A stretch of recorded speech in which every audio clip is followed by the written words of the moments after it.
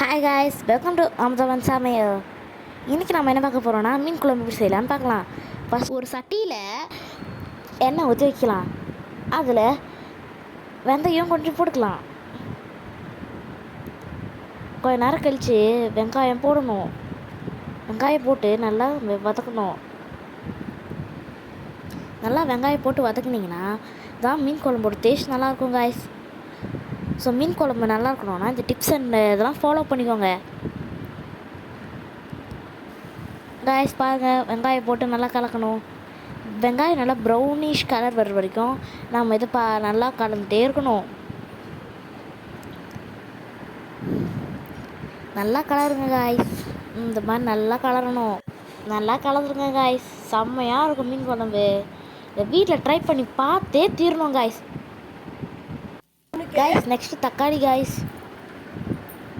தக்காளி போட்டு நல்லா கலக்கணும் காய்ஸ். நல்லா கலந்துகிட்டே இருக்கணும் காய்ஸ்.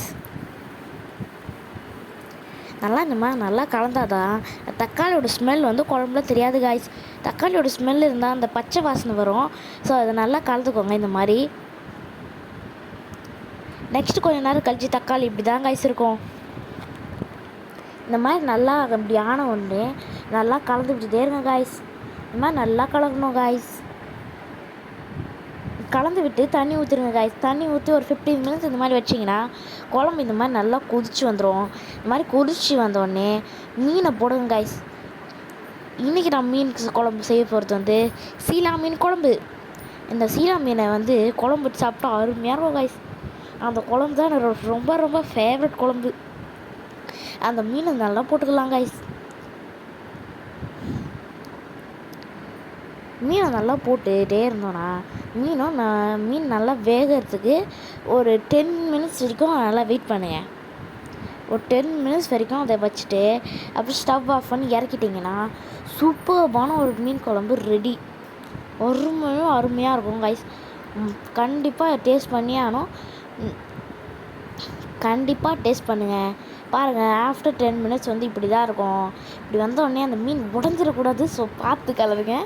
மீன் உடஞ்சா மீன் குழம்பு டேஸ்ட் மாறிடும். இது டிப்ஸ் அண்ட் ட்ரிக்ஸு, ஞாபகம் வச்சுக்கோங்க. இதெல்லாம் நோட் பண்ணணும். இந்த மாதிரி நல்லா வெந்துடும் கைஸ். வெந்த உடனே நல்லா இந்த மாதிரி கொஞ்சம் கலருங்க. கலந்ததுக்கப்புறம் ஸ்டவ் ஆஃப் பண்ணிடுங்க கைஸ். ஆஃப் பண்ணிட்டு அப்படியே தட்டில் அந்த சாதத்தை போட்டு சாப்பிட்டா ஆகா அருமையாக பாருங்கள் கைஸ். நம்ம இறக்கியாச்சு ஸ்டவ்லேருந்து. இப்போ வாங்க தட்டில் சாதம் போட்டுக்கலாம். நல்லா பாருங்கள், செம்ம அருமையாக இருக்குங்க கைஸ். இந்த மாதிரி மீன் குழம்பு நீங்கள் எத்தனை வாட்டி உங்கள் லைஃப்பில் சாப்பிட்ருக்கீங்கன்னு கமெண்ட் பண்ணுங்கள் கைஸ். வாங்க சாதம் போடுவோம். பார்த்துக்கோங்க கைஸ். நல்லா சாதம் போட்டு அந்த சாதம் குலையக்கூடாது. நல்லா அந்த கொஞ்சம் சாதத்தை வந்து ஒரு 2 மினிட்ஸ் முன்னாடி இறக்கிடுங்க. அப்போ தான் வந்து இந்த மாதிரி நல்லா சாதம் கொஞ்சம் உதிரியாக இருக்கணும் கைஸ். அப்படி இருந்தால் தான் கைஸ் நல்லாயிருக்கும் மீன் குழம்புக்கு. மீன் குழம்பு ஊற்றிக்கலாம். அந்த சீலா மீன் குழம்பு இருக்கே டேஸ்ட்டு. எத்தனை பேருக்கு சீலா மீன் பிடிக்கும்னு கமெண்ட்டில் சொல்லுங்கள். Until then, signing off this video.